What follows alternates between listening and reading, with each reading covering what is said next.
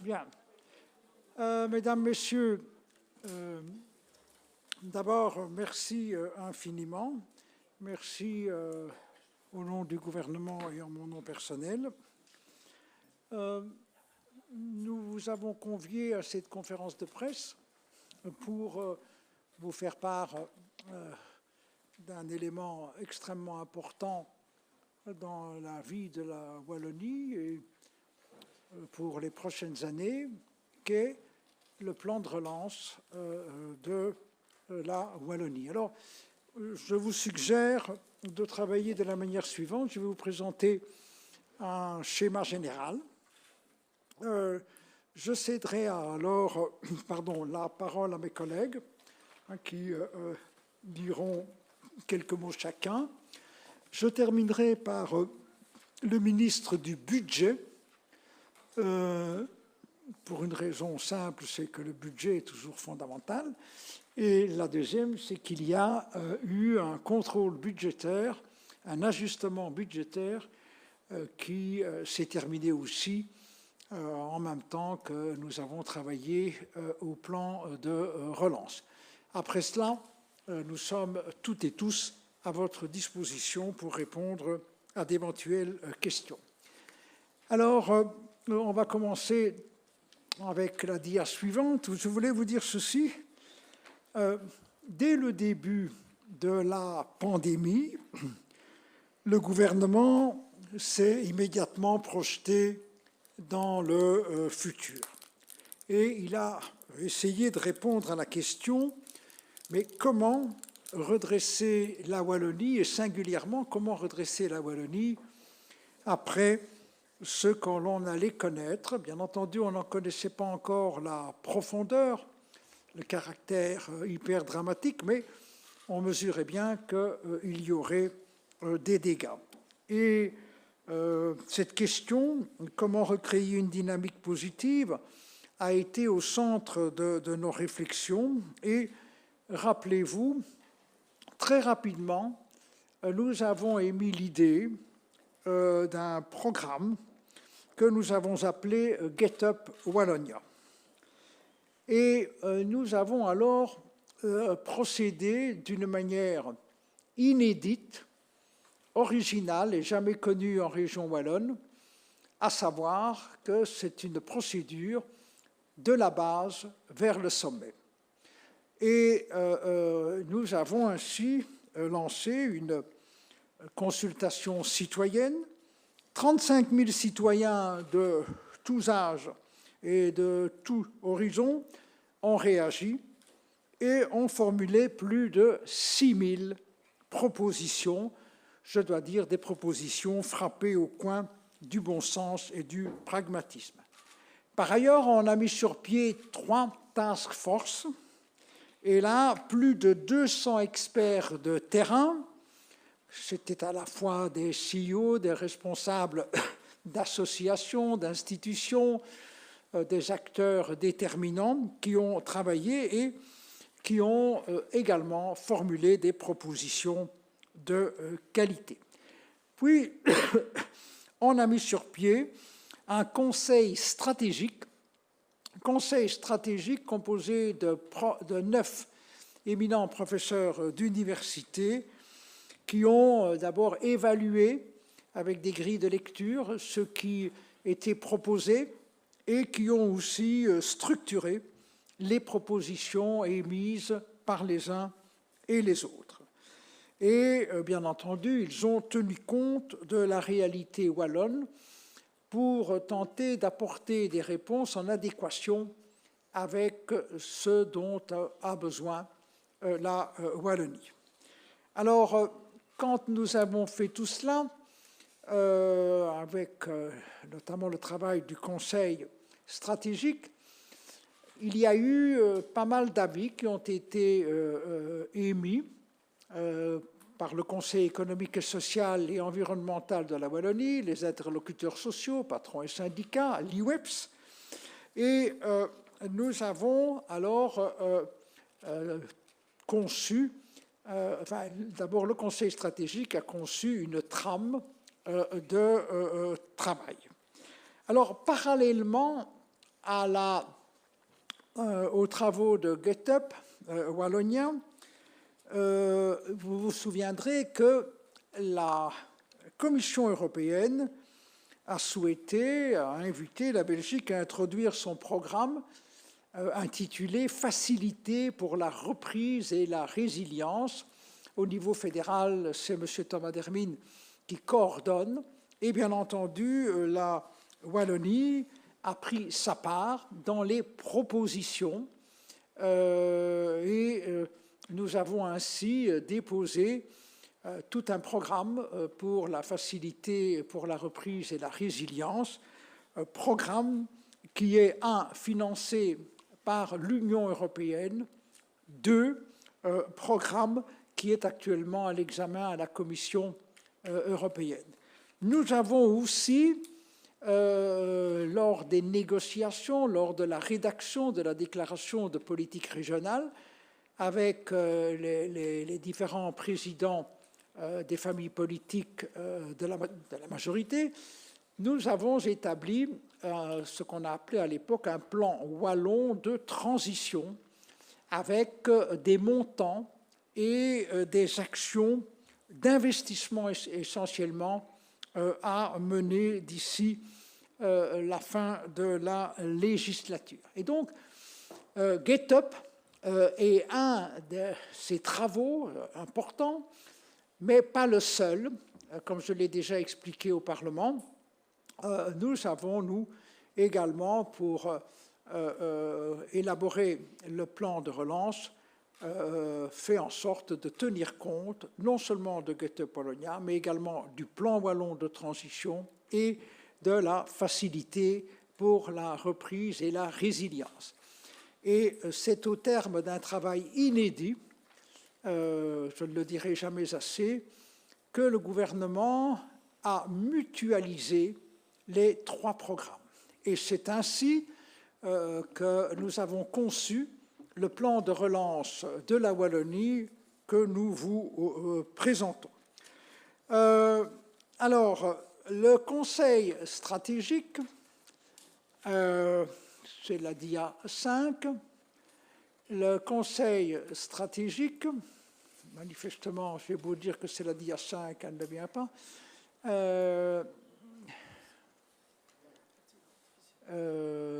oui.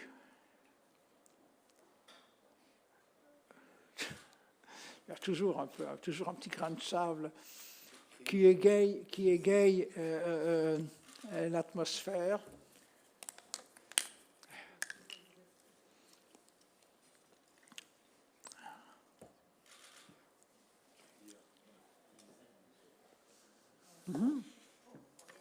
Alors, donc, le Conseil stratégique a, dans son rapport, a structuré les propositions en 5 axes directeurs. 5 axes directeurs, et nous avons retenu ces axes, et nous avons travaillé pour le plan de relance en structurant l'ensemble des mesures autour des axes préconisés par le Conseil stratégique. L'axe premier est un axe qui nous invite à miser sur la jeunesse et les talents de Wallonie. Et à cet égard, vous le verrez dans un instant, nous avons réservé, tout compris, donc les 3 programmes intégrés, 1,4 milliard. L'axe 2 consiste à assurer la soutenabilité environnementale, où là, on a réservé 2,67 milliards d'euros. L'axe 3 visait à amplifier le développement économique. Nous avons réservé pour cet axe directeur 1,26 milliard. L'axe 4 consiste à soutenir le bien-être, la solidarité et l'inclusion sociale. Nous avons réservé à cet axe 2,12 milliards. Et pour garantir une gouvernance innovante et participative, près de 150 millions. Alors, une fois que ces axes ont été, comment dirais-je, retenus, il conviendrait rapidement d'évoquer les différents axes. Le premier axe est un axe qui mise sur la jeunesse et les talents. Là, nous avons travaillé pour améliorer la formation initiale. Et là, ça s'adresse essentiellement, bien sûr, voire presque exclusivement aux jeunes.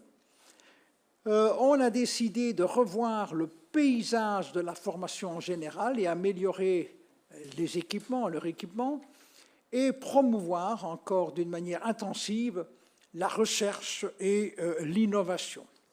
Dans ce chapitre, non seulement une place déterminante est réservée aux jeunes, mais on a aussi exprimé une volonté très forte, celle d'augmenter significativement les compétences linguistiques des Wallonnes et des Wallons, avec une priorité au néerlandais.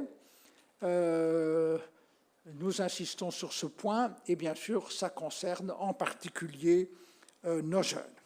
Et comme je l'ai dit, un effort considérable en matière de recherche et d'innovation.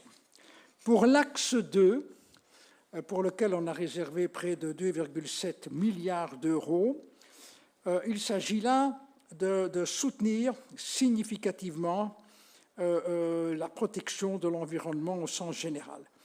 Et là, on trouve un programme exceptionnel de rénovation énergétique des immeubles, bâtis, logements de Wallonie, et également des actions importantes en termes de mobilité, en termes de biodiversité, pour ne prendre que quelques thèmes. L'axe 3, pour le développement économique, pour à peu près 1,3 milliard, là, il s'agit à la fois de stimuler une nouvelle politique industrielle, assainir les friches industrielles, notamment les friches industrielles proches des centres urbains. On a aussi des actions, et ma collègue Valérie Debu en dira quelques mots, relatives au tourisme chez nous en Wallonie, et la souveraineté alimentaire, qui est un sujet d'une grande importance. L'axe 4, qui est un axe pour lequel on a réservé 2,1 milliards d'euros, c'est le bien-être, la solidarité, l'inclusion sociale, toute cette dimension sociale, avec l'accès au logement, avec la volonté de sortir de la pauvreté un maximum de personnes possibles, qui ont droit, comme chacun d'entre nous, à l'aisance, et aussi un travail important pour la première ligne de santé qui est confortée. Et il y a aussi un chapitre important pour le sport, je dirais le sport d'excellence, mais que j'appellerais sport de référence, notamment, qui devrait inspirer pas mal de nos jeunes. Et alors, le dernier axe, c'est l'axe 5, qui vise la gouvernance, une gouvernance innovante avec une administration très proche des citoyens, une administration digitalisée. Alors, tout cela conduit à ce que l'ensemble de ce dont je viens de parler, ce sont en réalité 20 mesures structurantes. Et donc, tout notre plan est articulé autour de 5 axes directeurs et 20 mesures structurantes. Et le total du plan de relance pour la Wallonie, eh bien, le total est de 7,64 milliards d'euros. C'est donc un montant choc de 7,64 milliards d'euros pour relancer la Wallonie d'ici 2024. Avant de céder la parole à mes collègues, encore un mot. d'ici le premier trimestre de l'an prochain. Ce montant pour le plan de relance sera complété par plus de 2 milliards d'euros issus du FEDER et du Fonds social européen, donc les fonds structurels européens. Pourquoi ne peut-on pas le faire immédiatement? Parce qu'il y a toute une procédure, les montants ne sont pas encore totalement figés, et il y a une procédure avec l'établissement d'un jury, un appel à projet, et tout ça prendra du temps, certainement jusqu'à la fin de l'année, janvier, février de l'an prochain.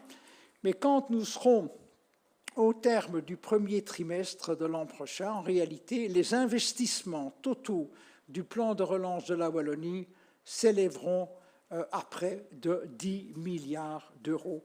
C'est une somme absolument importante. Et avant de céder la parole à M. Borsu, au ministre, au vice-président Willy Borsu, je voudrais simplement vous dire que non seulement la méthode que nous avons utilisée, In Globo, est une méthode inédite, mais les montants que nous réservons d'ici 2024 pour relancer la Wallonie post-Covid sont des montants absolument, je dirais, gigantesques, importants. Mais je pense qu'on ne peut pas faire autrement, tant il est important qu'il y ait un ressort, une nouvelle dynamique qui s'installe dans notre région. Outre les mesures qui vous sont et qui vous seront présentées, et nous avons voulu vous donner la primeur, puisqu'on a terminé les travaux, je dirais, encore durant cette matinée, nous avons aussi des mesures qualitatives. Et ça, nous reviendrons avec l'ensemble des mesures qualitatives dans les prochains jours, qui complètent bien sûr les mesures quantitatives d'investissement que je viens d'évoquer. Voilà, je ne serai pas plus long. Je cède la parole à Willy, si vous me le permettez. Willy, je t'en prie. Voilà, merci beaucoup, Elio. Bonjour à toutes et à tous. Le moment est, chacun l'a bien compris, terriblement important. J'ai vraiment cette conviction, et je veux partager celle-ci avec vous, c'est que ce moment, c'est le rendez-vous de la Wallonie. Et nous en sommes toutes et tous les acteurs, citoyens, wallons, décideurs politiques, partenaires sociaux, travailleurs, travailleuses, responsables d'entreprises, associatifs. Et non seulement nous devons, nous voulons, mais j'ai la conviction que nous allons réussir ce rendez-vous. Et pour ce faire, n'allons pas entrer dans le détail de chacune des mesures, mais je pense que notre démarche, elle a été la suivante. D'une part, pouvoir miser sur un certain nombre de nos forces, de nos atouts, de nos qualités. Et elles sont nombreuses, elles sont indéniables. Mais en même temps, mesurer nos difficultés et répondre à celles-ci, et puis investir, faire un certain nombre de choix stratégiques et pouvoir, à travers les axes qui viennent d'être présentés, pouvoir ainsi très concrètement traduire ces choix. Je les illustre de quelques exemples. Premier point, et vous l'avez relevé, Elio a cité à la faveur de sa présentation ce passage, l'investissement dans la recherche et dans l'innovation. C'est évidemment capital. On y retrouve bien sûr un volet ressources humaines, mais aussi un volet équipement, un volet mobilisation sur les programmes de recherche dans les entreprises, dans les universités, dans les centres de recherche, pour répondre à la fois aux enjeux, aux défis économiques, aux défis sociétaux et de transition, pour équiper aussi nos acteurs de la recherche. Équiper veut dire donc infrastructure de pointe. À côté des ressources humaines et scientifiques, il y a les équipements, il y a les bâtiments, il y a les plateformes pour accueillir. Et par ailleurs, il y a un certain nombre de chaînes de valeur que nous voulons créer ou dans lesquelles nous voulons investir. Le spatial, les chaînes de valeur qui vont ramener ici de l'activité et des maillons industriels ou d'autres éléments encore. Autre exemple, il est considérable également, c'est mobiliser notre territoire et répondre à certains éléments de la situation d'aujourd'hui de notre territoire. Ceci renvoie bien évidemment à l'équipement, mais avant cela, à la réhabilitation de nos friches industrielles. Vous savez qu'il y a en Wallonie plus de 2300 sites relevés ou identifiés comme sites à réhabiliter, mais il y a un certain nombre de grandes friches industrielles situées dans les anciens bassins ou à travers tout le territoire wallon. Nous avons mobilisé 139 millions d'euros à la fois pour les programmes, pour cet effet levier de requalification des zones industrielles, mais aussi de façon plus générale pour, vous me permettrez l'expression, reconquérir un certain nombre de centralités, réinvestir pour leur rendre plus de vie dans les centres des villes, dans les centres des espaces plus ruraux, et évidemment en cela soutenir le commerce. Un mot encore pour, avec Christy, souligner toute l'importance de la réforme de la filière de l'alternance, avec le but de faire de cette filière de l'alternance une filière d'excellence. Les experts du Conseil stratégique utilisaient, je pense, le message de dire faire de l'alternance, beaucoup plus généralement la norme. C'est ce que nous allons faire à travers notamment les stages en entreprise, les nouvelles coopérations avec les entreprises, l'installation des jeunes sortant de l'alternance comme indépendants, comme futurs responsables d'entreprise, l'investissement massif dans la digitalisation et la numérisation. De façon générale, ce chapitre digitalisation-numérisation mobilise plus de 270 millions d'euros dans l'ensemble de nos programmes. Je termine peut-être en illustrant également d'un autre volet, c'est le soutien à la valorisation des produits de l'agriculture, c'est-à-dire une valorisation à la fois qui permet à un certain nombre de nouveaux agriculteurs de s'installer, de jeunes, mais aussi qui permet d'accompagner ceux-ci face aux défis techniques, à la valorisation, à la transformation de leurs produits et à pouvoir, à travers les mises en œuvre des filières, pouvoir développer cette commercialisation de proximité à laquelle nous sommes tout particulièrement attachés. Elio l'a indiqué, il y a indépendamment de cela toute une série d'éléments qui sont des réformes alors. Des réformes de procédures, de dispositifs, d'aide économique, d'aide recherche. C'est le travail parallèle qui est en cours. Vous aurez noté que ceci touche aussi bien les acteurs de l'accompagnement économique que les aides à la recherche, les acteurs de la recherche et encore d'autres dispositifs. Je termine par une dernière phrase, puisqu'il a aussi été retenu, évidemment, le fait de revisiter un certain nombre de procédures de délivrance de permis ou d'autorisation, de manière à pouvoir accélérer également les processus de décision à l'intérieur des espaces publics. Voilà quelques illustrations dans les compétences qui sont les miennes, ou dans les compétences évidemment partagées avec un certain nombre de collègues, de ce qui nous mobilise avec une énergie totale, vous l'avez bien compris. Merci Willy. Avant de céder la parole au ministre Philippe Henry, vous indiquez que un grand nombre de mesures concrètes sont des mesures transversales et qui concernent plusieurs ministres.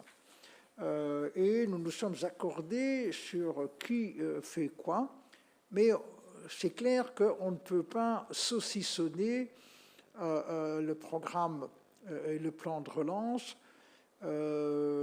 comment dirais-je, par idéologie ou par je ne sais quelle méthode.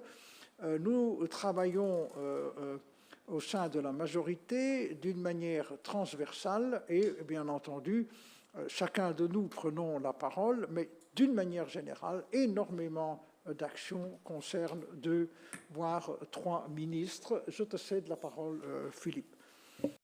Merci beaucoup, Elio. Bonjour à tout le monde. Effectivement, c'est très important ce qui vient d'être dit par le ministre-président, parce qu'on est évidemment dans un plan d'ampleur, très très important évidemment du point de vue financier, qui a une histoire en plusieurs parties. On réintègre ici effectivement plusieurs plans qui montrent ici une cohérence et une ampleur très importante, mais qui visent finalement à répondre à un triple défi qui a été vraiment constitutif de notre accord de gouvernement. Évidemment, nous avons très vite été pris, comme toute la société, dans cette situation sanitaire épouvantable, mais nous avions, dès la constitution du gouvernement, voulu avancer, notamment dans des investissements, dans un plan de transition très important, qui était déjà à ce moment-là un fameux pari qui visait à miser sur les investissements aussi par rapport au cadre européen et qui visait aussi à prendre en compte des enjeux de long terme.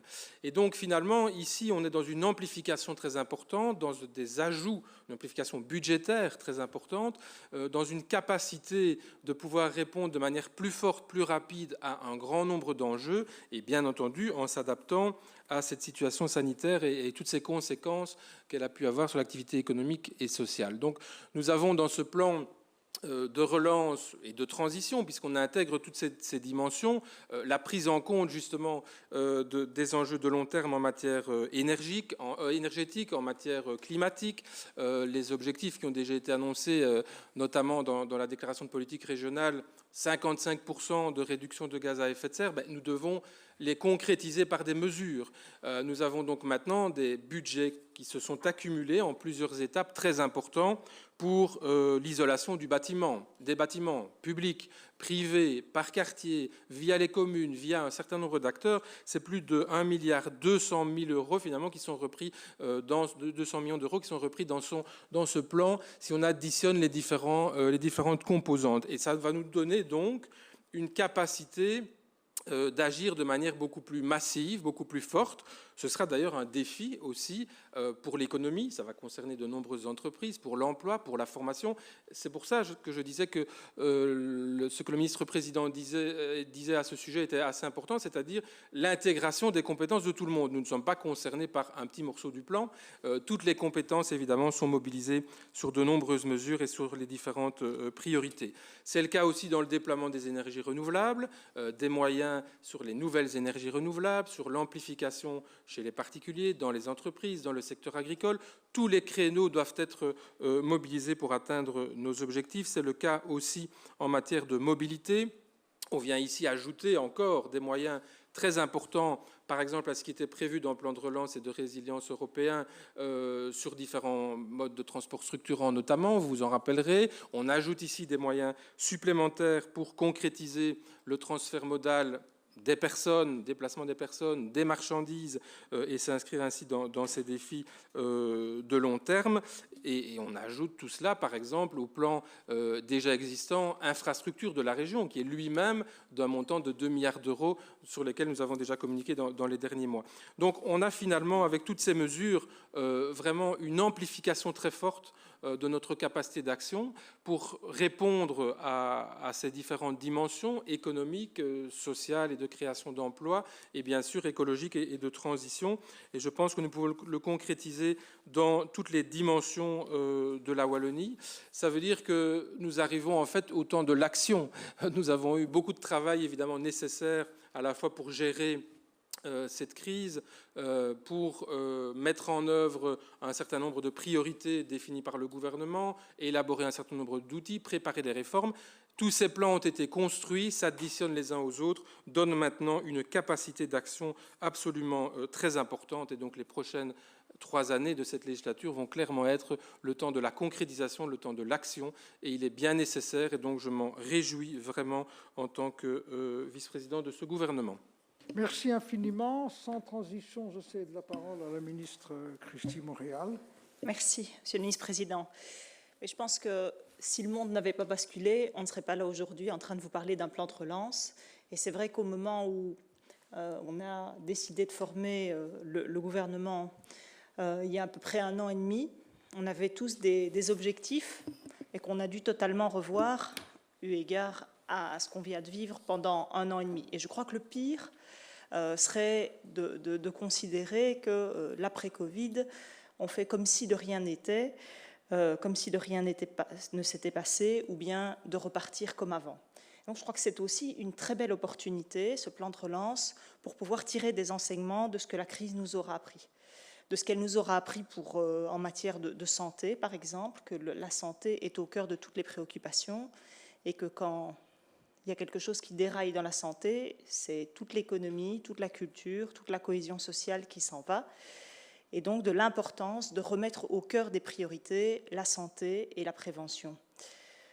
Et je remercie le ministre-président d'avoir pris la mesure avec le gouvernement de la situation et d'avoir mis des budgets extrêmement conséquents pour s'assurer qu'après l'événement que nous venons de vivre, on puisse essayer de résorber les difficultés auxquelles nous allons être confrontés en matière d'emploi, en matière d'économie, et essayer de tirer des bénéfices, si c'est possible, de cette crise, avec des moyens qui sont extrêmement conséquents et des mesures qui ont des effets leviers en matière d'emploi et en matière de bien-être.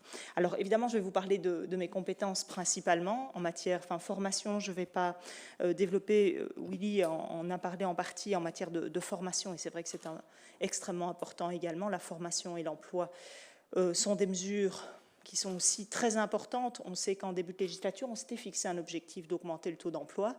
Ici, on va surtout devoir se concentrer, au sortir de la crise, à faire en sorte qu'on puisse soutenir l'emploi dans des secteurs, que ce soit des secteurs non marchands ou que ce soit des petites et moyennes entreprises pour lesquelles l'État et la région interviennent déjà, mais pour les aider dès maintenant à rebooster, à être soutenus avec les mesures d'aide à l'emploi que nous allons mettre en place ou prolonger pour les soutenir de manière extrêmement concrète. En matière d'emploi, si on prend les différentes mesures qui ont été évoquées dans les 3 plans, c'est près d'1 milliard d'euros qui sont développés pour essayer de faire face aux défis qui vont arriver, qui arrivent déjà maintenant et qui vont l'être encore plus demain. Alors évidemment, on sait que il n'y a pas de reprise particulière, où il y en aura une à la sortie de la crise, mais elle sera sans doute ténue, que l'évolution du marché de l'emploi va être marquée par cette crise. Et je crois que chacun va en prendre la mesure au fur et à mesure des semaines et qui vont suivre. Qu'il y a, en termes de constat, des pertes d'emplois pour certains en Wallonie, pour d'autres, peu d'emplois nouveaux qui risquent d'être créés, et une polarisation accrue entre de l'emploi peu qualifié et de l'emploi très qualifié. Et donc, l'argent qu'on pourrait mettre dans des politiques de l'emploi, c'est peut-être de s'inspirer de ce qui fonctionne et de ce qui a fonctionné de manière remarquable, en France notamment, avec les territoires zéro chômeur longue durée. Il y a eu des expérimentations sur des territoires qui partent du postulat selon lequel, 1, personne n'est inemployable, il ne manque pas de travail et il ne manque pas non plus d'argent. Et donc, partant de ces postulats-là, sur des territoires particuliers qui seront maillés sur l'ensemble du territoire de Wallonie, on va lancer des projets de ce type-là pour faire en sorte que chaque Wallon et chaque Wallonne qui le souhaite puisse avoir un emploi durable et de qualité avec un salaire digne.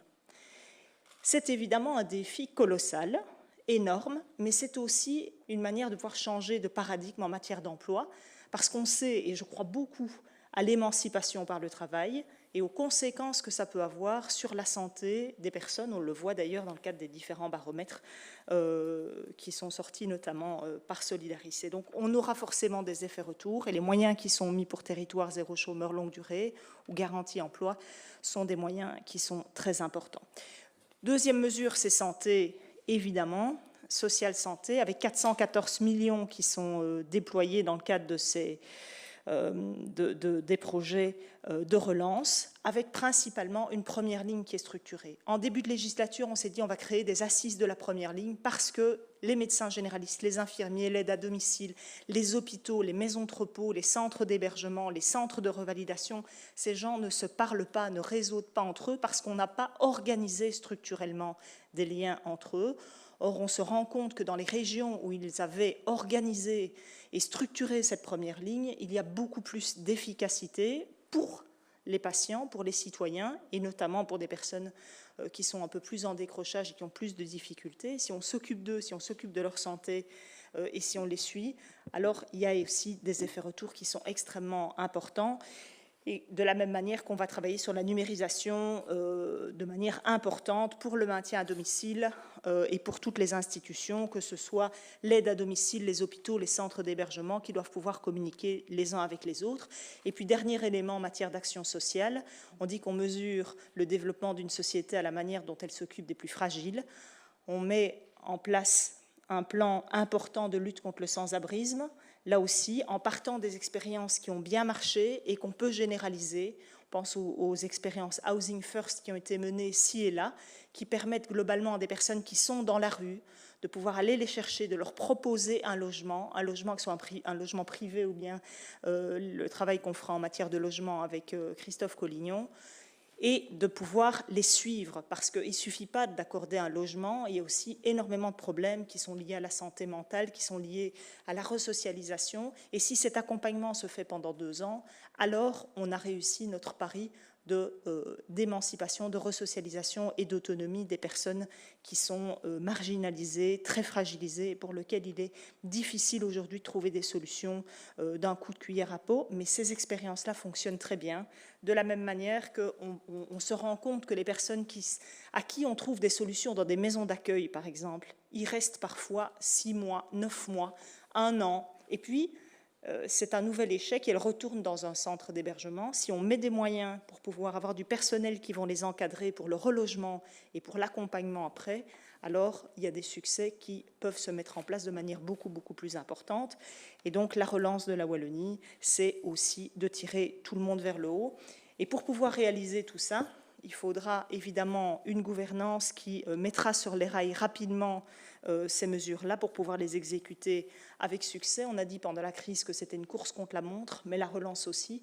Et donc c'est un pari pour nous de pouvoir faire en sorte que toutes les mesures qu'on vous présente puissent être réalisées le plus rapidement possible. Merci Christy. Sans transition, je cède la parole à la ministre Valérie Debut. Je ne sais pas exactement quel ordre doit passer, mais ce n'est pas grave. Donc Valérie. L'ordre est un petit peu perturbé, Monsieur le Ministre-président, mais je réponds avec plaisir à votre invitation. J'essaie de réveiller les consciences. Donc, je réponds avec plaisir à votre invitation, tout d'abord en vous saluant chacune et chacun d'entre vous. Ça nous fait plaisir quand même de se revoir physiquement.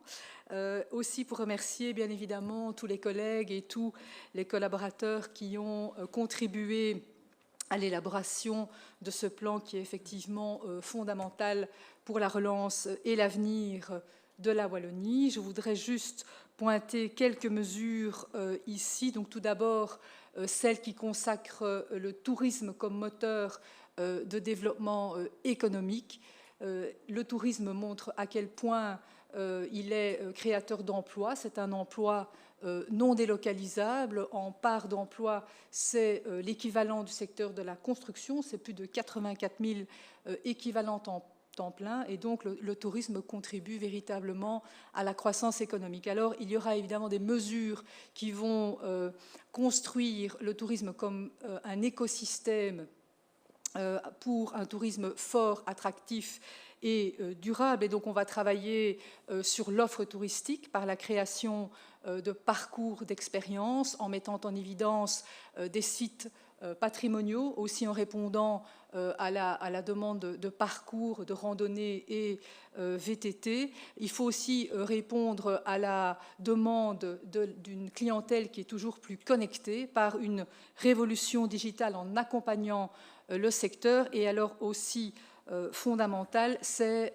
améliorer l'accueil et l'accessibilité de sites touristiques. Alors il y a d'autres points très importants pour le secteur, notamment la mise en évidence de la marque Visite Wallonia, mais le rayonnement de la Wallonie. Monsieur le ministre-président et moi-même avons beaucoup travaillé sur cette question-là pour valoriser le secteur MICE, donc le tourisme d'affaires, et aussi permettre, soutenir des événements à caractère culturel à forte portée touristique. Comme l'a indiqué Monsieur le Ministre-président, nous avons travaillé en transversalité. Vous savez que dans le tourisme, il y a aussi toute la dimension du patrimoine naturel, de la valorisation des parcs nationaux et des sites naturels. Et donc là aussi, il y aura des mesures de soutien pour des infrastructures touristiques. Alors, autre mesure que je souhaitais mettre en évidence et qui fait partie de l'axe inclusion sociale, c'est la mesure qui vise à créer et à rénover des places d'accueil pour la petite enfance. Nous portons ce projet tant sur le plan européen que sur le plan wallon. C'est fondamental, les experts l'ont démontré. Il y a vraiment un besoin en matière de création d'infrastructures pour permettre aux parents, et particulièrement les femmes et les familles monoparentales, d'accéder au marché du travail. Donc c'est un plan qui vise la création de 3000 places en Wallonie, qui va permettre d'avoir un impact sur l'emploi, un impact direct sur l'emploi dans le secteur de la petite enfance, mais aussi indirectement dans les secteurs de la construction, et aussi permettre à ces familles de regagner plus facilement le marché du travail, facteur d'émancipation, comme l'a d'ailleurs très bien indiqué Christy. Donc, ambition aussi très forte par rapport à la création et à la rénovation de ces places d'accueil, c'est évidemment atteindre des standards énergétiques tout à fait important. Alors, concernant la dernière mesure que je souhaiterais mettre en évidence, c'est celle qui concerne l'axe 5 et qui concerne la gouvernance et qui porte sur une administration à la hauteur, au rendez-vous de la relance. Et je profite de cet axe pour saluer la présence de notre secrétaire générale Sylvie Maric qui est parmi nous. Notre volonté, c'est d'accélérer la transformation digitale de l'administration, une administration de plus en plus connectée avec ses usagers, les citoyens et les entreprises, une administration simple, une administration accessible, une administration de plus en plus numérique. Concrètement, nous allons porter des projets de création des plateformes transversales qui vont pouvoir répondre à des besoins en matière d'autorisation, de subsides, et également un élément tout à fait fondamental, c'est la gouvernance des données pour avoir un point de contact entre l'administration et les usagers, pouvoir anticiper aussi les besoins des usagers, notamment en avançant sur l'automatisation des données, et aussi encore améliorer le suivi et la traçabilité des dossiers. Donc un axe important, puisque, comme l'a dit Christy, ce qui sera aussi fondamental, c'est la gouvernance de ce plan, le pilotage de ce plan, et nous avons mis des moyens pour arriver à concrétiser ces mesures dans les délais que nous nous sommes impartis. Merci Valérie. Sans transition, le ministre Christophe Collignon. Christophe, je t'en prie. Voilà, merci Président. Je crois qu'il y a déjà beaucoup de choses qui ont été dites et je crois qu'on pourra revenir les uns et les autres dans les matières qui nous sont plus propres. Je vais donc limiter mon propos à 3 idées.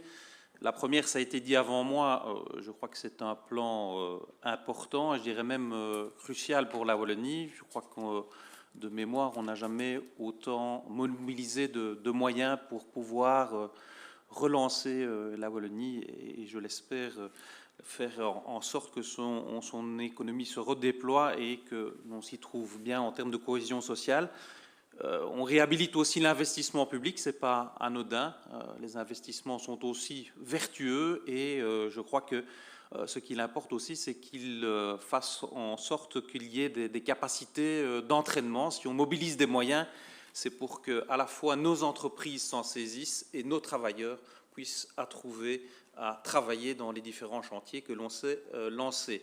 Deuxième idée, c'est pour parler de mes propres compétences, c'est relancer la Wallonie, mais aussi c'est relancer les territoires de la Wallonie, et j'aurais même tendance à dire tous les territoires de la Wallonie, puisque dans ces différents plans, vous en souviendrez, on a pour la première fois lancé une politique intégrée de la ville avec des moyens conséquents, et je remercie encore mes 2 collègues, Philippe Henry et Willy Borsu, pour fixer cela à 290 millions d'euros.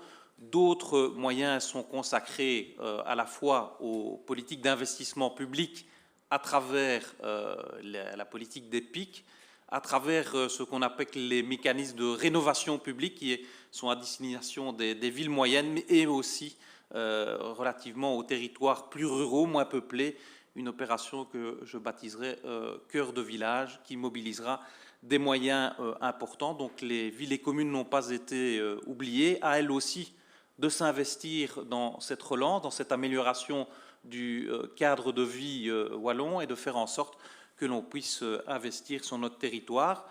Dernier élément que je souhaiterais dire, j'en viens à la matière importante qui est celle du logement, qui est un droit fondamental de notre société. Christy l'a abordé pour les plus fragiles d'entre nous. C'est vrai que c'est un droit constitutionnel, mais on constate aujourd'hui qu'il y a malheureusement encore beaucoup de Wallonnes et de Wallons qui n'arrivent pas à avoir un bien qui soit à la fois sécurisé, à la fois salubre et abordable en termes de prix.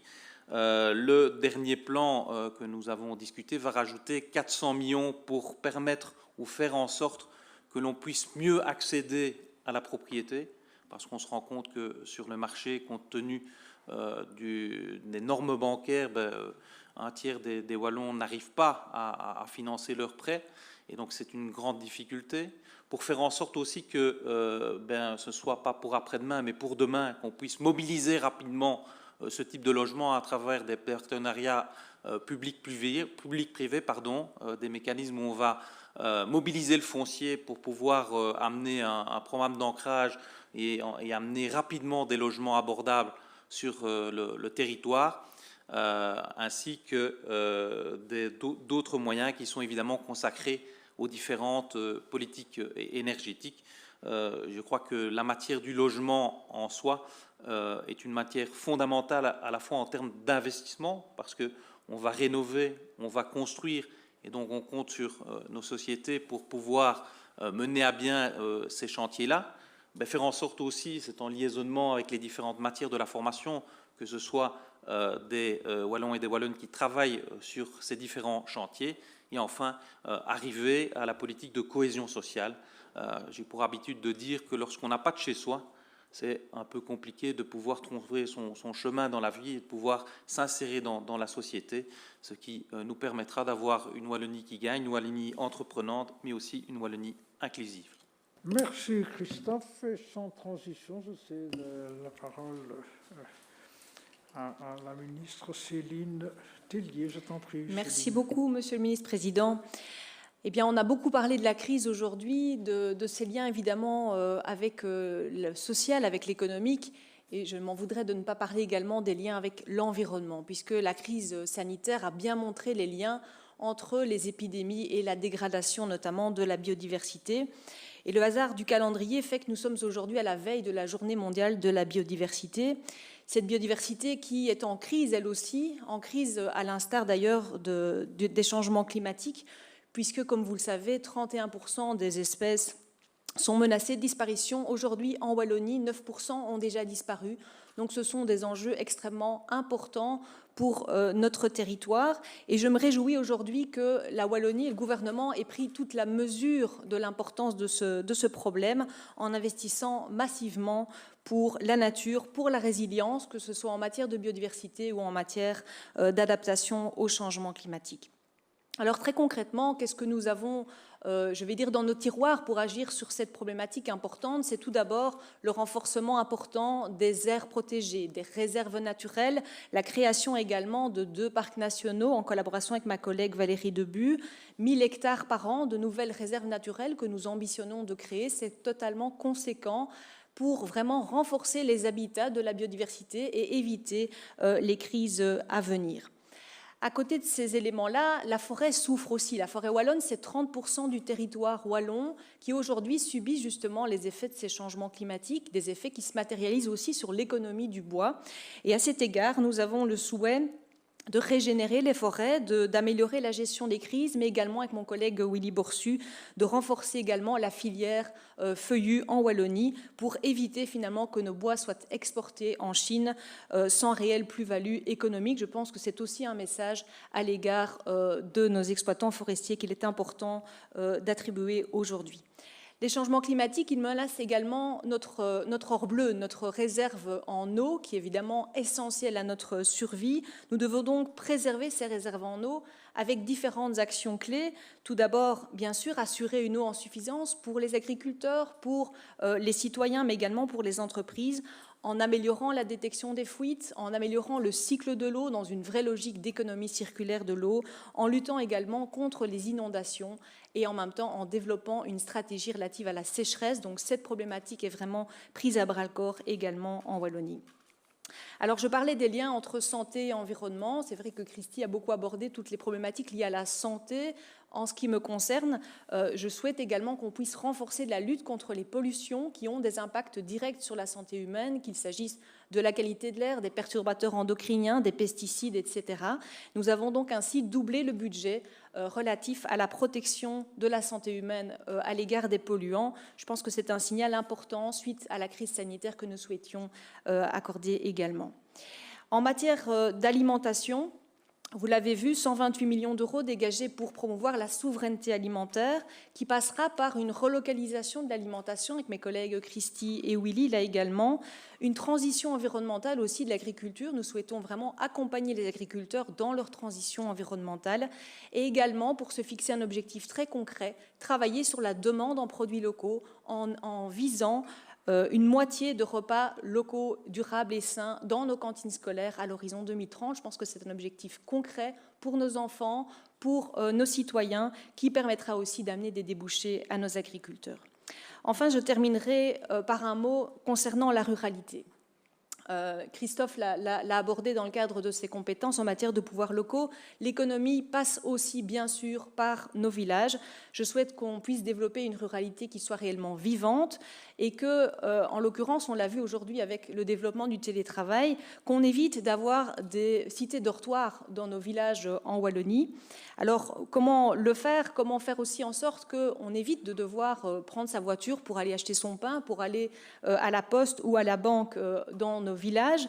Eh bien, nous souhaitons renforcer des pôles de proximité qui regrouperont des services essentiels à la population, développer également en collaboration avec Willy et Philippe des espaces de coworking pour vraiment donner aussi des lieux de ressourcement pour les travailleurs également en zone rurale, et enfin soutenir également la participation citoyenne à travers les programmes communaux de développement rural auxquels nous allons donner un boost considérable avec un apport de 25 millions supplémentaires aux 14 millions annuels existants. Vous le voyez, et j'en conclus par là, Monsieur le Ministre-président, 2,670 milliards, on l'a vu, consacrés à la transition environnementale, mais plus largement, le message clé, c'est vraiment que investir dans notre patrimoine naturel, dans notre environnement, dans la nature, dans la protection de nos joyaux naturels, c'est assurément notre meilleure assurance vie face aux crises à venir, et c'est vraiment le sens que le gouvernement a souhaité amener aujourd'hui dans le cadre du plan de relance.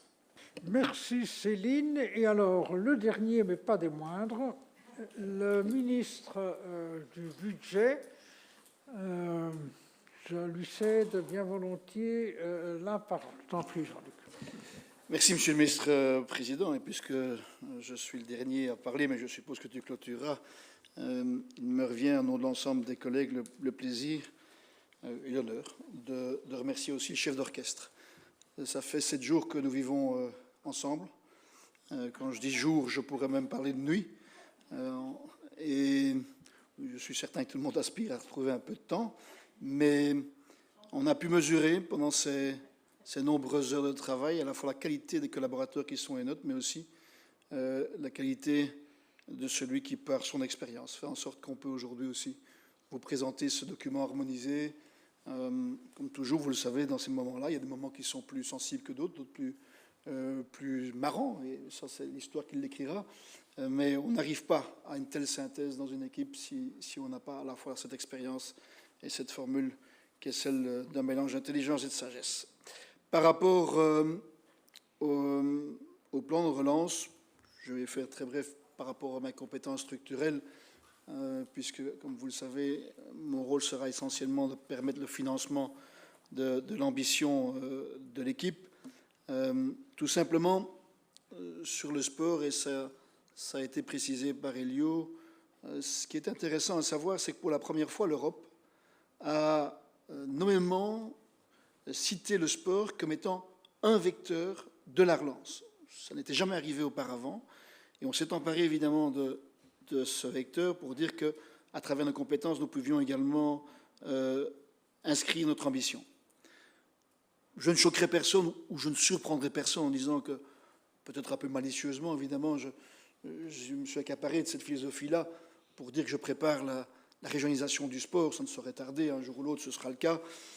Et certains se souviendront des budgets qui ont été étoffés. On est passé de 50 à 85 millions, de la réforme des infrastructures sportives, des aides Covid avec Christophe, qui ont été fort utiles par rapport au club. Et ça n'était pas stricto sensu de nos compétences, mais nous l'avons fait, du programme Wallonie Ambition Or. Mais plus spécifiquement dans nos travaux, il y a une mesure d'investissement de 130 millions d'euros qui doit servir d'effet levier. Ça veut dire qu'on doit rechercher le double en termes d'investissement vis-à-vis de l'extérieur sur 2 projets. Le pôle sportif d'excellence multidisciplinaire, pour faire bref, c'est finalement copier le modèle français de l'INSEP, plusieurs disciplines comme le nom le dit, permettre aussi à l'administration de la Wallonie en termes de sport de s'y retrouver, mais aussi l'écosystème, à la fois là où ce haut niveau pourra trouver sa place et être encadré par le monde académique, le monde de la santé, le monde économique et celui de la recherche. C'est un projet très important. Et puis, ce qu'on a dénommé dans cette enveloppe également, Planet Bike. Et là, le modèle dont je m'inspire est celui du Yorkshire. J'avais été fort frappé il y a 2 ans lors des championnats du monde de cyclisme en Angleterre, de voir la manière, au départ d'un vélodrome, il y aura un vélodrome en Wallonie, un vélodrome couvert qui permettra les compétitions internationales, mais à travers ce vélodrome de se saisir de cela comme vecteur pour décliner cela sur l'ensemble des compétences sportives, du vélo, la route, le BMX, le VTT, le mountain bike, mais aussi un écosystème, avoir cette mentalité vélo, d'autres termes, l'endroit qui sera choisi, la localité qui sera choisie, devra pouvoir décliner ça, où on ne fait pas seulement du vélo, évidemment on l'en fait pour les sportifs de haut niveau, mais on le fait pour tout le monde. Il faut aujourd'hui que ce soit un moyen de déplacement et sans doute parfois le plus efficace. Sur le budget, Monsieur le Ministre-Président, je pourrais être très bref, mais comme il y a 3 ou 4 slides, je vais être un peu plus long, mais je pourrais être très bref. Pourquoi? Parce que je pourrais citer un de vos amis, Paolo Gentiloni, qui est le commissaire européen au budget. Je le lisais le 18 mai. Et ce qu'il disait d'ailleurs était très bref aussi, mais je me suis tellement retrouvé dans cette phrase, je crois que tout le gouvernement peut s'y retrouver. La reprise n'est plus un mirage, et c'est vrai, on l'a vu au premier semestre, il y a une reprise, elle est réelle, la sensibilité y est, et on peut s'attendre à une reprise qui soit bien plus de choc, comme le terme a été employé, au deuxième semestre. La reprise n'est plus un mirage, elle est en cours, nous devons éviter les erreurs qui pourraient la compromettre, à savoir un retrait prématuré du soutien, quitte à continuer à dégrader les déficits publics qui atteignent des niveaux jamais vus. Sans les mesures politiques décisives prises pour contenir la pandémie et limiter ses retombées économiques, l'impact budgétaire à long terme serait bien pire. Et c'est vraiment cette philosophie-là que le gouvernement s'est inscrit. Alors l'ajustement, par définition, c'est un ajustement. On ajuste, on n'est pas dans un nouveau budget, mais il nous fallait faire preuve de flexibilité. J'ai envie de dire, comme l'année passée, encore plus de flexibilité vu le contexte. Et donc, plus que jamais, la philosophie du budget, 3 budgets en 1, trouve, je crois, ici toute sa modernité. Ce budget ordinaire, pour lequel, et j'y reviendrai, nous devons revenir à l'équilibre en 2024, les dépenses qui sont liées au Covid, et puis toutes celles, et on en a beaucoup parlé, liées à la relance, à la résilience, à la transition. Et ce, et je vous le confirme, sans nouvelle taxation, sans nouvelles taxes, il n'y a pas dans cet ajustement de nouvelles taxes ou taxations. Sur les recettes, un mot qui pourrait être employé, c'est celui de la stabilité. Stabilité des recettes, et c'est déjà en soi un exploit. Nous sommes à 14 milliards, c'est 150 millions d'euros en plus, et on doit constater qu'il y a un bon maintien de l'impôt des personnes physiques, ce qui est non pas une surprise, parce que c'est ce qu'on a dit, c'est les mesures d'aide ont permis de garder un niveau de revenu décent pour beaucoup de nos citoyens, malheureusement pas pour tout le monde, on le sait aussi, mais donc on a vraiment une stabilité. Et sur les dépenses, je dis bien les dépenses hors Covid, hors investissement, ce qu'on appelle les dépenses ordinaires, cette première ligne du budget, dépenses maîtrisées, avec une trajectoire sous contrôle et qui permet clairement d'envisager le retour à l'équilibre 2024.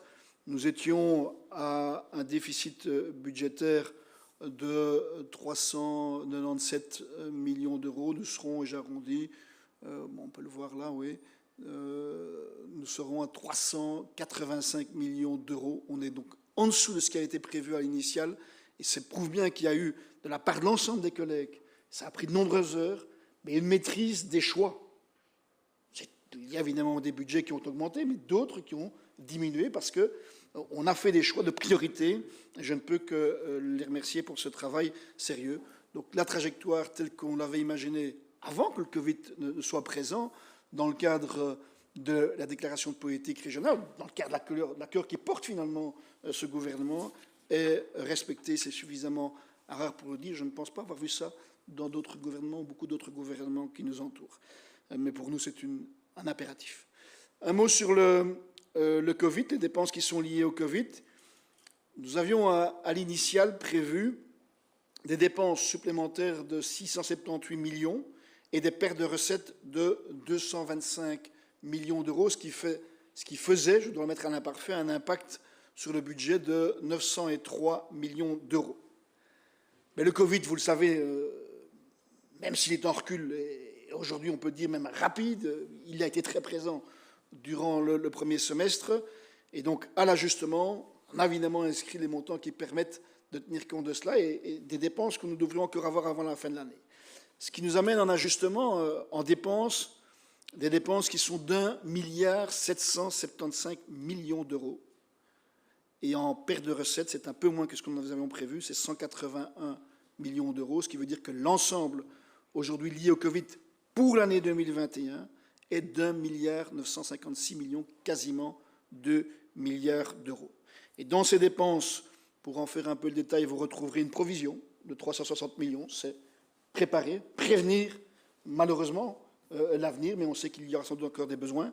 Ce sont les aides économiques à concurrence de 650 millions, c'est la gestion sanitaire pour 450 millions, et ce que j'ai appelé, sans que ce soit une critique évidemment, les autres, les pouvoirs locaux, la mobilité, la fonction publique, et les sports d'ailleurs aussi, 315 millions d'euros. Mais c'est aussi pour vous indiquer que la dégradation de notre déficit budgétaire est uniquement finalement liée au Covid. Uniquement liée. Quand vous faites regarder les chiffres, vous verrez que sans Covid, eh bien, nous regardions les mêmes lignes budgétaires qu'initiales. Je parle bien de l'ensemble, cette fois-ci, ce qu'on appelle le solde brut à financer. Un mot sur GetUp Wallonia, puisqu'on en a parlé, mais la traduction se fait dans le budget également. C'est 500 millions d'euros en crédit d'engagement. Ça veut dire que la relance, ce n'est pas demain, Monsieur le Président, c'est dès aujourd'hui, et 250 millions en crédit de liquidation. Et vous dire un dernier mot alors, parce qu'on peut se demander où on en est sur les besoins de financement. Je vous confirme qu'à l'heure où je vous parle, et nous ne sommes pas encore à la moitié de l'année, en tenant compte de tout ce que je vous ai dit, et du Covid et de la relance, pour l'année 2021, nous avons préfinancé 3/4 de nos besoins. Je crois que là aussi, on peut dire que les équipes du budget ont fait leur travail et tiennent le bateau, malgré les tempêtes, malgré les difficultés, avec le cap qui est indiqué, celui de gagner l'avenir et de marquer la Wallonie pour demain, pas seulement en choquant les uns les autres, en ayant ce choc d'investissement, ce choc de consommation, mais surtout en ayant devant nous les plus belles victoires que nous aurons arrachées. Merci beaucoup, Jean-Luc. Alors, Mesdames, Messieurs, en réitérant nos remerciements, nous répondrons bien entendu à d'éventuelles questions. Nous sommes en direct sur les réseaux sociaux, donc je salue celles et ceux qui nous suivent et qui ont aussi cette opportunité de poser des questions. Avant de vous céder la parole, je voudrais juste ajouter ceci. On a, oui, beaucoup travaillé, mais nous n'avions qu'une seule préoccupation. La préoccupation, c'est le bien-être, la qualité de vie de nos concitoyens, chacun avec nos sensibilités, mais on voudrait vraiment pouvoir être des catalyseurs de la relance en y mettant les moyens avec aussi une série de mesures mûrement réfléchies, travaillées, pas uniquement par nous. Nous aurons maintenant à convaincre aussi les acteurs de la société en Wallonie. Je l'ai déjà dit, un gouvernement, ça ne suffit pas. Un gouvernement peut initier, peut catalyser, mais il nous faut des relais dans tous les secteurs, monde associatif, les entreprises, les fédérations, les syndicats. Et j'espère que dans l'élan que nous lançons, eh bien, dans la foulée, notre volonté sera relayée et qu'on aura un effet de taille, un effet démultiplicateur. Voilà, je ne serai pas plus long, je vous cède la parole s'il y avait l'une ou l'autre question pour mes collègues ou moi-même, c'est bien volontiers que nous répondrons. T'en prie. Vous donnez un micro pour qu'on puisse vous entendre. D'accord, sinon j'ai une voix qui porte. Est-ce qu'on va recevoir une liste de toutes les actions qui ont été décidées par le gouvernement? Vous? Est-ce que nous allons recevoir une liste reprenant l'ensemble des actions? C'est prévu, donc vous allez recevoir une liste de toutes les actions et la répartition par rapport au ministre, nous l'avons prévu pour le Parlement, mais ça ne pose pas de problème. Je ne suis pas sûr qu'on soit en mesure de le donner maintenant, mais il n'y a aucune difficulté, il n'y a aucun secret. Et, oui, je vous en prie. Est-ce que le plan GetUp Wallonia a encore une existence comme telle? Je veux dire, Non. À partir du moment où on intègre le plan de transition jusqu'à le Fonds social européen, les fonds fédéraux, etc., je vous demande même le conseil en termes de communication. Est-ce qu'on doit parler encore du plan GetUp Wallonia ou bien est-ce qu'on parle du plan de relance? Du plan de relance. Donc le GetUp Wallonia, merci d'abord pour cette question importante. Le GetUp Wallonia a été un des éléments majeurs en termes de méthodologie, de réflexion, de structuration. Mais aujourd'hui et dorénavant, nous parlerons du plan de relance pour la Wallonie in globo, parce que nous avons utilisé la méthode que j'ai expliquée pour GetUp. Je ne remercierai jamais assez à la fois les professeurs d'université, les experts de terrain qui ont contribué, nos concitoyens. Mais tout ça s'intègre dans un ensemble. On ne va pas saucissonner. Et aujourd'hui, et à partir de maintenant, en effet, nous serons préoccupés par une seule chose, un seul concept, c'est celui du plan de relance dans son ensemble. Et alors, tant que j'ai le micro, le premier axe parle beaucoup de formation initiale et de réorganisation de la formation initiale. Bon, ça sort du champ de compétences de la région wallonne. Pas tout à fait. Non. Oui, je vais raconter. Oui. Donc, est-ce que la fédération est impliquée dans la démarche? Alors, dans l'état actuel des choses, nous allons discuter avec la fédération, mais nous travaillerons en plusieurs étapes. D'abord, selon ce principe « et de toi, le ciel t'aidera », on commence par nos propres attributions, nos propres compétences. Willy Bourchu pourrait l'expliquer mieux que moi, mais par exemple, en termes d'alternance, nous commencerons, et c'est de la formation initiale, avec l'IFAP, mais avec nos centres de compétences, avec nos centres de formation.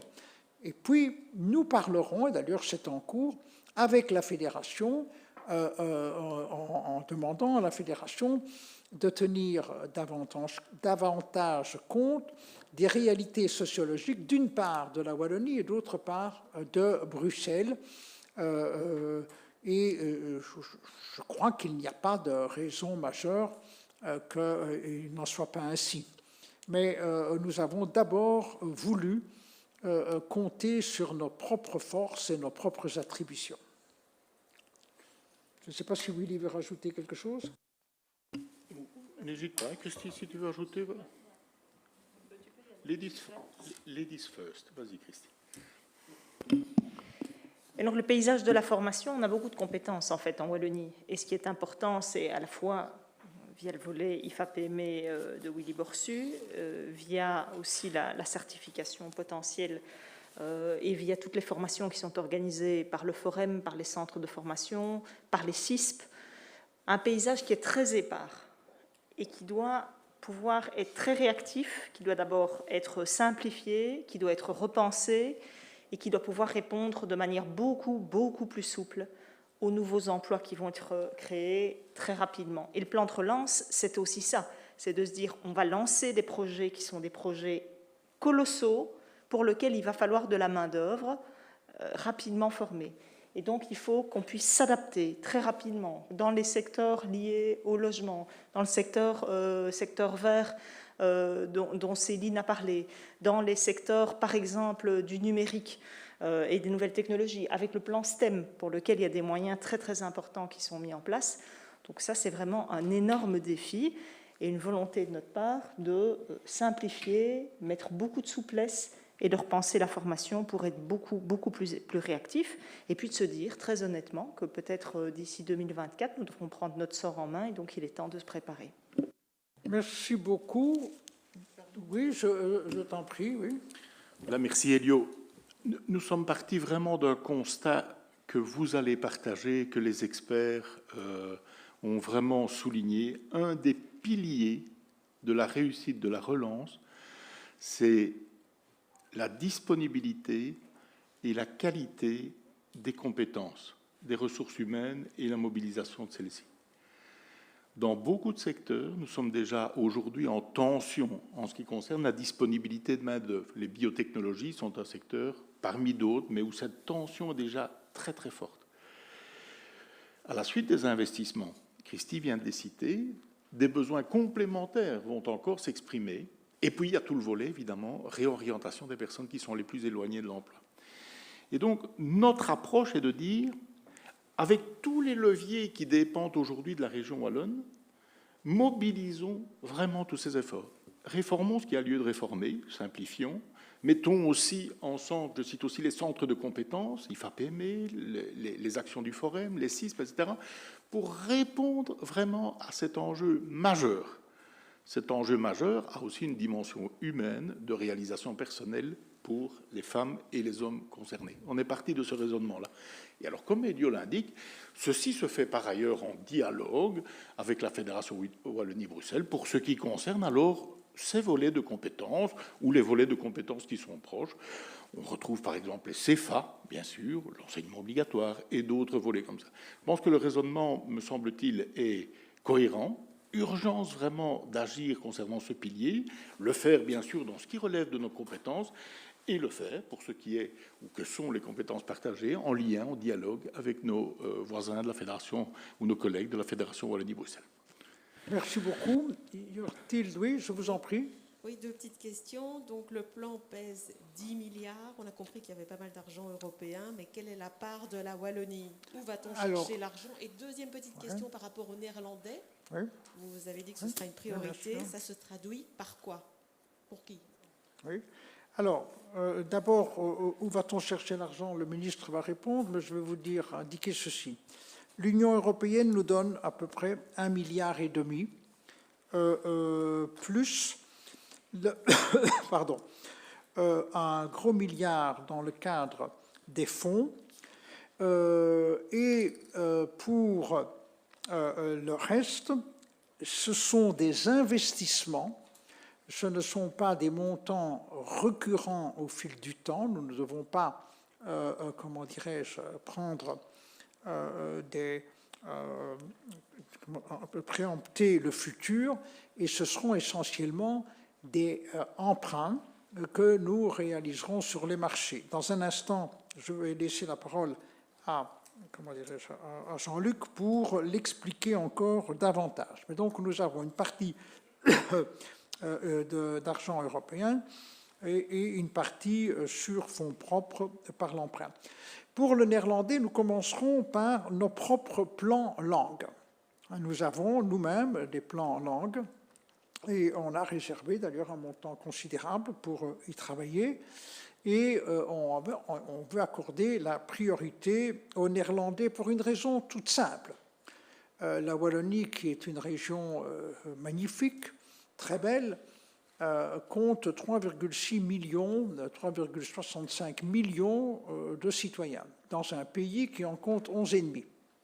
La grande majorité, elle est néerlandophone. Et donc, nous pensons à nos jeunes, nous pensons qu'il est quand même temps que la minorité que nous représentons puisse, à minima, pouvoir comprendre, parler, surtout nos jeunes, la langue de la majorité du pays. Et donc, progressivement, ce n'est pas quelque chose qui se fait du jour au lendemain, c'est pas quelque chose... Il y a des traditions chez nous. Moi-même, je suis un exemple des difficultés que j'ai eues, que j'ai toujours, parce que pour mille et une raisons dues à l'éducation, à la tradition, mais je pense que c'est un effort que nous devons faire, et surtout inviter les plus jeunes qui ont un esprit beaucoup plus plastique, un esprit qui leur permette d'absorber beaucoup plus rapidement que des personnes qui ont été à 40, 50, 60, voire au-delà en termes d'âge. Alors, peut-être Christy dans un instant, et la réponse chez Jean-Luc pour les sous. Moet ik het Nederlands antwoorden of niet? Ja maar, ja maar. Dank u. Het is meer dan 10 miljarden euro. Hein. Donc quand on dit 10 milliards d'euros, c'est bien plus que ça. 10 milliards d'euros, c'est de l'argent public, européen, wallon et les marchés. Mais l'un ou l'autre exemple ont été cités. On crée des effets leviers. Quand on investit dans une commune co-investit. Quand une entreprise vient chercher des fonds dans la recherche, elle co-investit.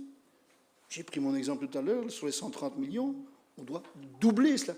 Donc c'est vraiment cette capacité de choc. Pourquoi? Parce que c'est ce qui crée la croissance. En 2008, et tous les experts le disent, en 2008, on a fermé le robinet. 10 ans de crise. Ici, on doit maîtriser le robinet. Il faut maîtriser le flux.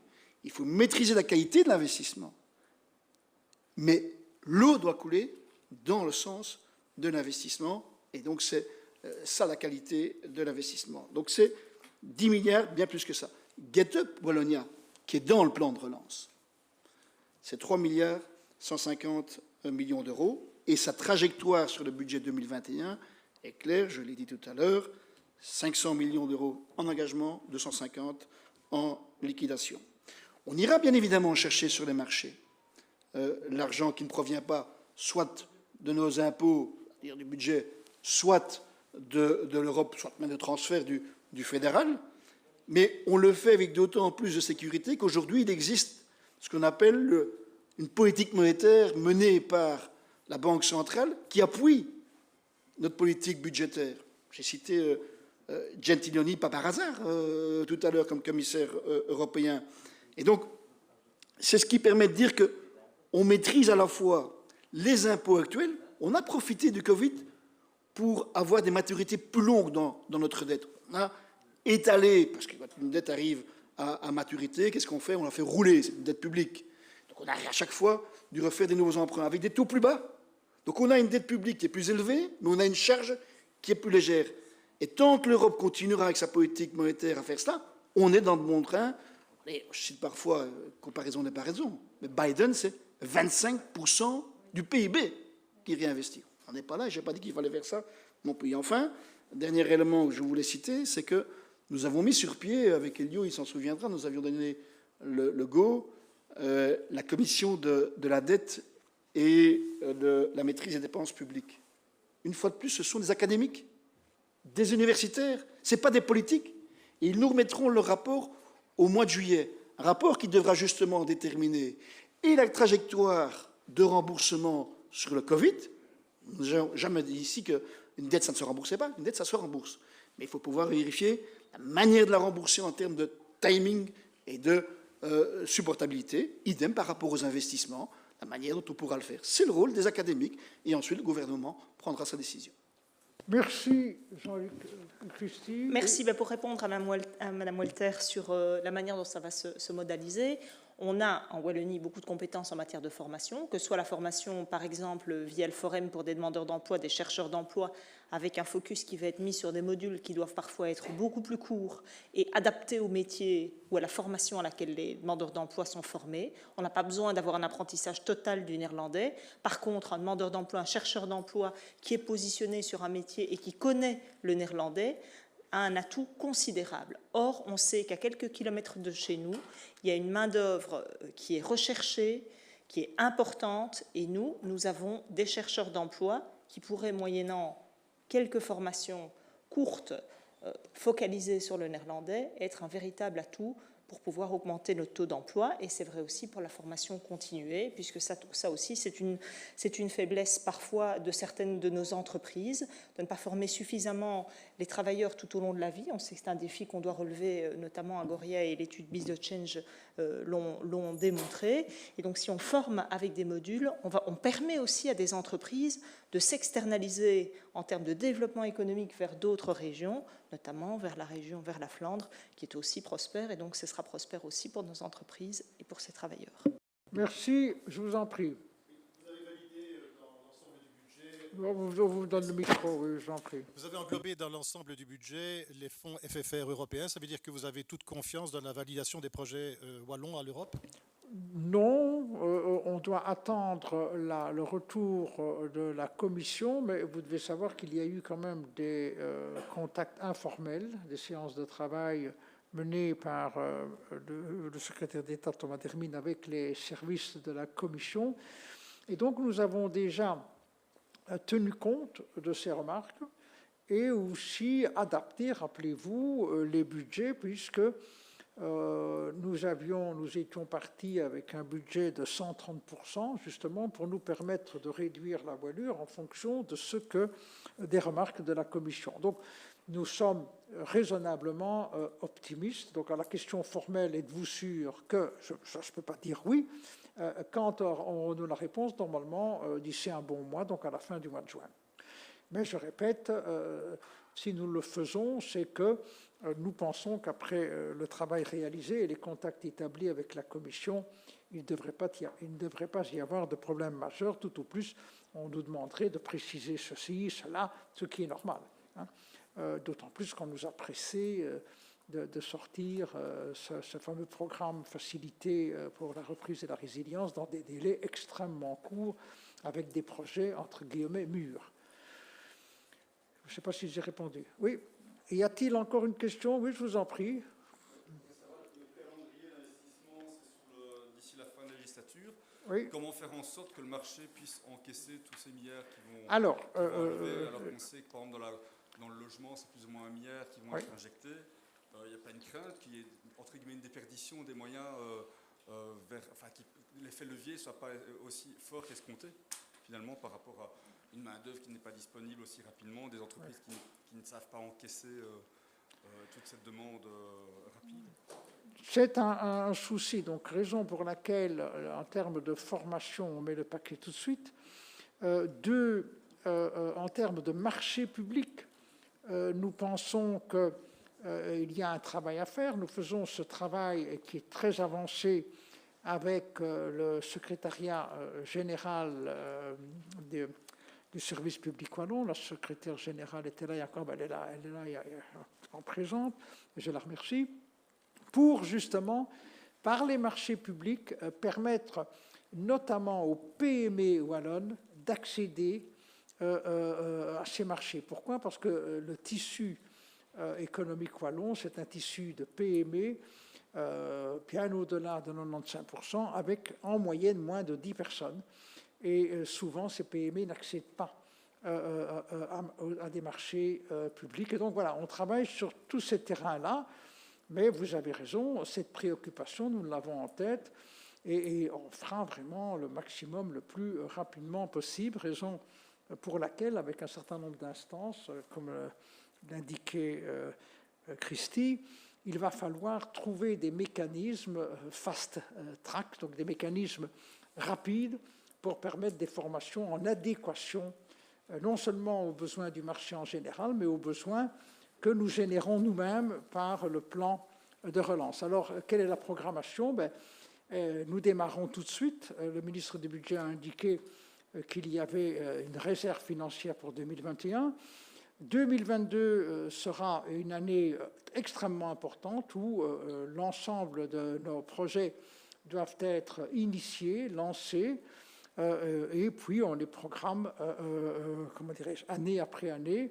Mais voilà un peu le sentiment qui est le nôtre. Mais c'est vrai que c'est un programme massif, mais je pense que nous en avons besoin. Et je répète pour la deuxième fois, on va réussir à condition que nous ne soyons pas seuls à vouloir redresser durablement la Wallonie.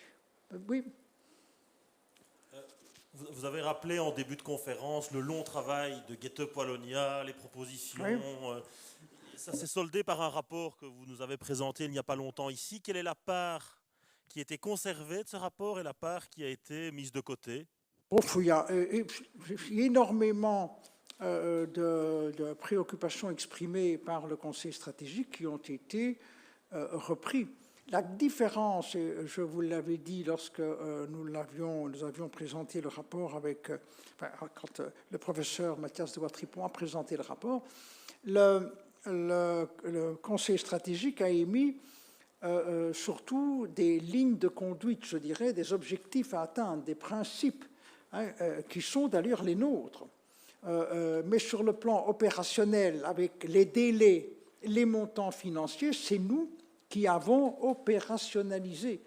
Ce sont nos propres cabinets qui ont travaillé sur la cinquantaine d'orientations formulées par le Conseil stratégique pour les rendre opérationnelles.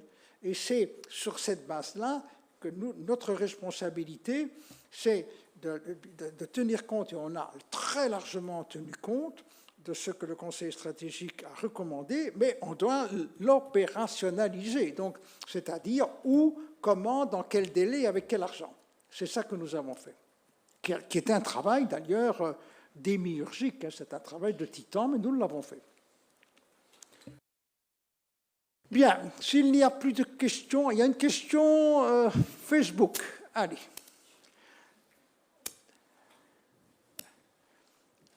Il y en a même plusieurs. Mais la première concerne le fait que le journaliste pensait qu'il s'agissait de matière de la communauté française, la formation de l'alternance, ça je pense qu'on y a répondu. La deuxième question de Pierre-Henri Thomas de Trends Tendance est la suivante. Donc, bonjour, pourquoi distribuer le montant du plan selon la clé d'Hunt? Cela ne nuira-t-il pas à l'efficacité économique du plan de relance? Je vais répondre par la deuxième question. Je ne sais pas où le responsable ou le journaliste de Trends Tendance est allé chercher ça. Moi, je n'ai pas parlé une seconde de clé d'Hunt dans tous les travaux que nous avons eus entre nous. Et c'est d'autant plus absurde de le parler, mais je ne suis quand même pas ni sourd ni aveugle, je sais ce qu'on dit, d'autant plus absurde que vraisemblablement, on n'est pas plus sourd que celui qui ne veut pas entendre. La grande majorité de nos travaux sont des travaux transversaux où il y a plusieurs ministres. Et je rappelle qu'il y a 3 familles politiques qui ont travaillé ensemble depuis que nous sommes au gouvernement et qui continueront. Et que ce n'est pas un ministre ou un autre ministre, même s'il y a toujours une personne qui doit être leader d'un projet, mais c'est de la transversalité. Il y a énormément de mesures qui sont des mesures transversales. Pour la communauté française et l'alternance, mais Willy peut encore répondre, il l'a fait. Nous travaillerons avec nos propres forces, mais pour le futur, le dialogue est d'ailleurs entamé pour voir, dans un premier temps, qu'en est-il de l'alternance actuellement organisée à la communauté française, et puis d'une manière plus générale, l'enseignement qualifiant et la relation entre l'enseignement qualifiant, à la fois professionnel et technique, et les besoins de chacune des régions. Loin de moi l'idée que l'éducation doit se résumer à être utilitariste. Enfin, j'ai passé l'âge de la naïveté. Il faut, bien entendu, former les esprits, les personnalités de nos jeunes, mais pour celles et ceux qui s'engagent dans un enseignement qualifiant, ce que souhaitent les jeunes, c'est trouver un job, avoir des revenus, fonder une famille, et ça, nous devons y contribuer, et c'est là où l'adéquation entre les besoins, je dirais, dans chacune des régions, et ce qu'offre la Fédération Wallonie-Bruxelles, ces besoins, cette offre doit être en adéquation avec les besoins. Mais peut-être que mes collègues veulent ajouter quelque chose. Je crois que tu as vraiment bien résumé la situation. Je peux peut-être illustrer le premier point de 3 exemples. De ceux qu'on a cités peut-être ici, quand on parle d'isolation du logement, ben, c'est à l'évidence de la transition énergétique, c'est en même temps du logement, c'est de l'emploi et c'est par ailleurs de l'activité pour les entreprises. Donc là, au moins 4 compétences qui, par une porte ou par une autre, sont potentiellement concernées. On a fait les portefeuilles Hélio également, on a fait les portefeuilles hydrogène avec Philippe, volet énergie, volet innovation recherche, et il y a d'innombrables dossiers transversaux de cette nature-là. Et alors, en ce qui concerne par ailleurs la formation en alternance, la formation qualifiante, etc., je crois que j'ai eu l'occasion de répondre tout à l'heure et tu as complété, Elio. Et encore un exemple de plus, les friches industrielles, par exemple, le travail de réhabilitation des friches va conduire inévitablement à ce que des entreprises viennent s'implanter et donc créer de l'emploi. Et de l'emploi, on en a besoin comme de pain en Wallonie. Donc c'est évidemment, tout ça est intrinsèquement lié et nos intérêts sont évidemment liés et convergents. 2 exemples. La préoccupation environnementale, elle est dans tous les dossiers. Aujourd'hui, on ne peut pas imaginer comment avoir un développement d'une politique industrielle comme on le faisait il y a 10 ou 20 ans. La digitalisation, la numérisation, elle est présente partout, que ce soit dans l'économie, pour les entreprises, dans les administrations, dans le tourisme, etc. Bon, voilà, ce sont des thèmes, bien sûr, transversaux. On a un ministre qui a la responsabilité du numérique. Ce ministre travaillera, bien sûr, avec les collègues dans les différents domaines. Une dernière, peut-être ? Il y a une dernière question. De Christophe Mobiento de Moustique. Combien exactement le budget base zéro pourra faire économiser en termes de dépenses? D'abord, on n'en sait rien et l'objectif du budget base zéro, ce n'est pas de faire des économies. L'objectif du budget base zéro, c'est de demander à chaque département, demander à chaque ce qu'on appelle des unités administratives publiques, c'est-à-dire les para-régionaux, qui reçoivent des moyens financiers publics, de se poser la question, après X années d'avoir travaillé pour tel et tel domaine, est-ce que ce que l'on fait est toujours pertinent? Est-ce qu'on peut réorienter? Comment être plus efficace à l'égard de nos concitoyens, à l'égard de nos entreprises? Je me permets de dire ça avec beaucoup d'amabilité. C'est quand même le minimum que peuvent demander nos concitoyens, que peuvent demander nos entreprises, nos associations, c'est que les instances publiques soient les plus efficientes possibles. Et donc, oui, le budget base zéro a pour objectif de faire réfléchir et d'examiner qu'en est-il, est-ce que tout doit être regardé, comment on peut réorienter, comment on peut être plus efficient à l'égard de celles et ceux dont on a la responsabilité. Bien, je vous remercie infiniment. Je vous souhaite un bon week-end. Ici, maintenant, il y a un brin de soleil, mais je ne sais pas ce qu'on annonce. Merci infiniment, en tout cas.